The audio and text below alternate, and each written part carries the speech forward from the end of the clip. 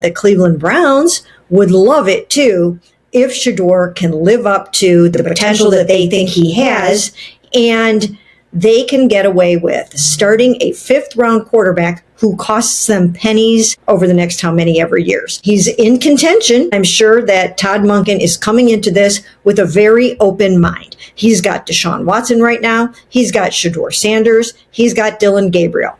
And I'm sure that the thinking in Berea is, let's see what you can do with our second-year quarterback who went out there and went 3-4, did some exciting things in some games, and showed some of the traits that lead the Browns to believe that maybe, just maybe, they're onto something with him. Given the history and just given the situation the Browns are in, to me, it's almost not that surprising that at least on the surface level right now, there seems to be some positive feelings there. Because I think if you're the Cleveland Browns and you're going through this process and you're looking for a head coach, you are also having to be honest about what your situation is. And Shedeur Sanders is there. The other name, Deshaun Watson, is there. And you have the 6th pick in the draft. There's only a couple of guys. It's going to be hard to get one of them.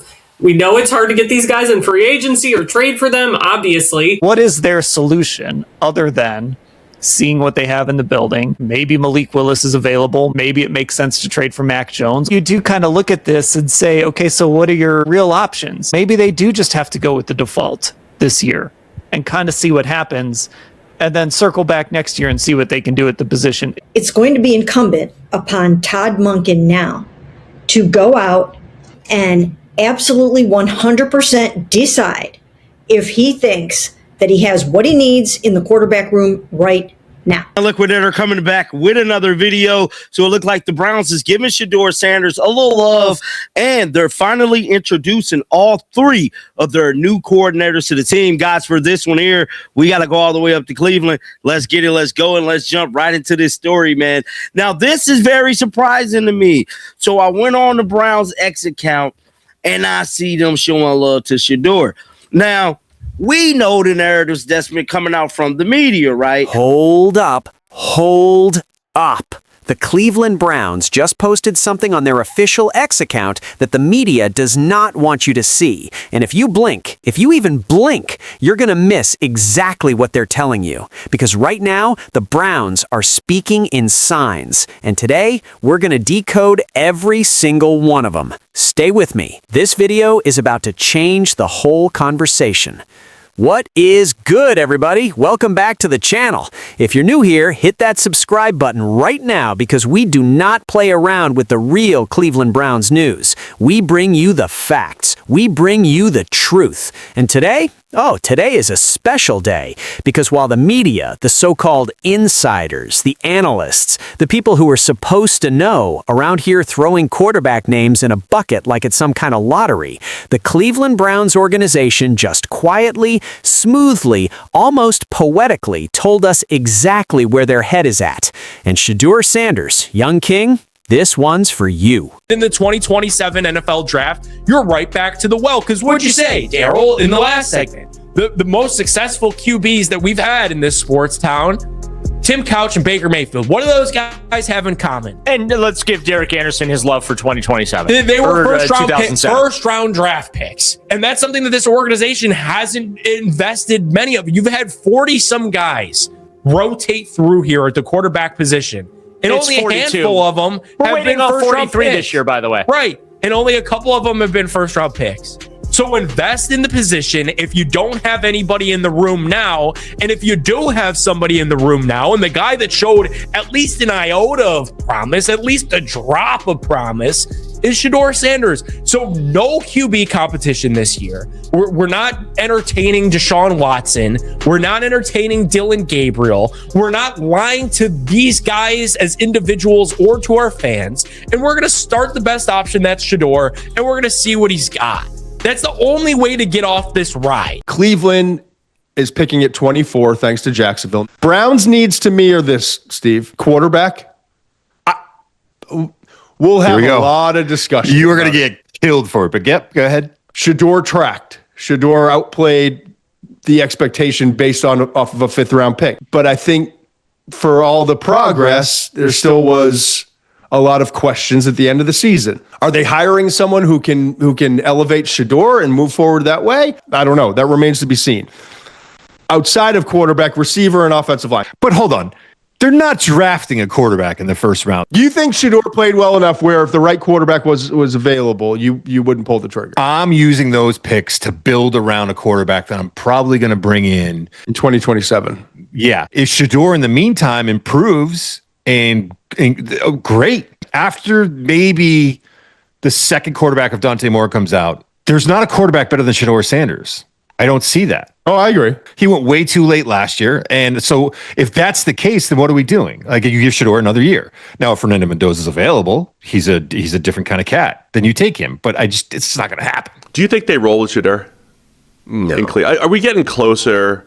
Because look, you and I, we were honest about this whole thing. I know detractors will say the stats were awful. This is the worst QBR we've ever seen and different things. And then fans will say, like, young King is ready to break out, right? There's a happy middle ground where we stand, where it's like, it's better. It was better than the stats. We thought he was a first-round prospect. It was an awful situation that was bad for Flacco and Dylan Gabriel and everyone else. Like, is there a world where they just say, look, we're gonna roll with Shedeur Sanders? My assumption would be no, that they're not going to roll with Shedeur Sanders. I think last season showed that a big variable in this is what they think the locker room will stand. Like, Joe Flacco started last season basically because I don't think they thought they could go into the year starting Dylan Gabriel and Shedeur Sanders as the only 2 quarterbacks on the roster. Like, I think they thought the veterans on that team would basically riot if they went into that. So it's like, we start Flacco for a month. He looks like an NFL quarterback. He's done it in the past. He's got some gravitas to him. Myles Garrett will buy that for a month, right? And then we turn it over to 2 young guys, and that's the deal. I don't know what that locker room thinks of Shedeur Sanders, right? Like, that's the interesting variable. Do they believe that the kid's got this swag and that he's actually, he's a young quarterback, sure, he's going to make some mistakes, but actually he's got a little moxie to him, and maybe he is the answer going forward? If they believe the locker room thinks that, maybe they'll give it a go for a year and then come back next year for a quarterback. My assumption is they don't, and therefore they'll try and find a real quarterback to go in and start, and Shedeur will be the backup. But I think that's a real variable. Like, if they think that the overall locker room would handle that. Speaking about, they actually reposted this from week 14. This was Shedeur Sanders in downtown Cleveland holding the wrist up. Then right after that, they got Joe Paterno there holding the stadium.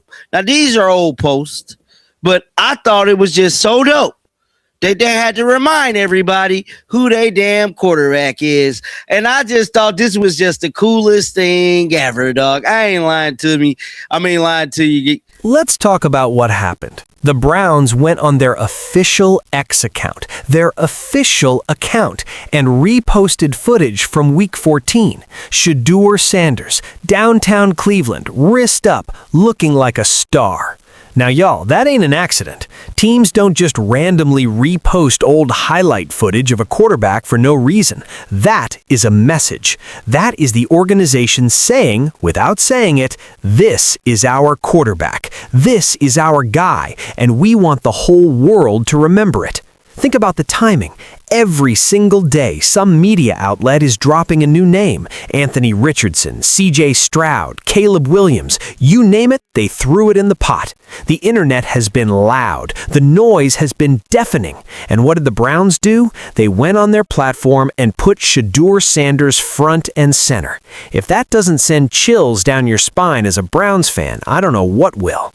Now, I need to be real with y'all for a second, and I mean real. The media narratives coming out of Cleveland right now, they're not adding up. You got reporters dropping bombshell stories one day, and then 2 days later, a completely different story debunking everything they just said. Which one is it? You can't tell me Anthony Richardson is the move on Monday, and then act like nothing happened by Wednesday. Here's what I think is going on. I think the Cleveland Browns, under Jimmy Haslam, under new head coach Todd Monken, are deliberately cutting the cord on leaks. They are controlling their own narrative. They are not feeding the media machine. I just think they're bound to add somebody. So from like an odds standpoint, I think I'm taking the field, even though I want it to be Shedeur, because it would not surprise me in the least if Todd Monken brings in somebody. Maybe it's a Malik Willis, who they were rumored to be thinking about last week. Maybe it's a Malik Willis that they think can compete for the job legitimately and be the starter, and that they give that guy a legitimate shot to start early in the season, whatever, and they keep working with Shedeur behind the scenes. I could see it playing out that way, and so for that reason, I think I would take the field, but I hope I'm wrong and it ends up being Shedeur, because I do want to see more from Shedeur Sanders. And, I say this. I think Watson is just as much in the mix as Shedeur, and I know people... It's a point that it's hard. People are afraid to talk about, but I think it's fair. If he's healthy. Now, I don't know how many, It would be a waste of time in my mind. I'm going to be honest. I think it'd be a waste of time. But if he's there, let me ask you this. Let's say, I've heard people say the future is Shedeur Sanders. For me, football is the next game. If Deshaun Watson is the best quarterback coming out of camp. Like you and I, we went to Philly together. Yeah, we that was my talking point all summer. You can't fool these guys in the room. Like Flacco was the best guy, right? So Flacco was the best guy. You and I saw. They all knew that. It wasn't even close at that point. To be honest with you, let's say Deshaun Watson is by far the best quarterback, right? Yeah, they're going to have to. They're probably going to have to, but. Because you're telling the room, if you don't, then you're telling everybody we're just developing everybody. And if you're at the end of your career, got hired for them not to break that story. Adam Schefter had to do it. Lead me to believe they cutting the cord, bruh. They're cutting the cord off of the Cleveland Browns media. So from here on out, I'm a tell like it is. Everything that comes out of Cleveland Brown media, take it with a grain of salt, because that's what I'm about to do. Granted, will I still make videos? Yes, I will. Remember when Todd Monken got hired? The Browns didn't announce it. Adam Schefter had to break the story.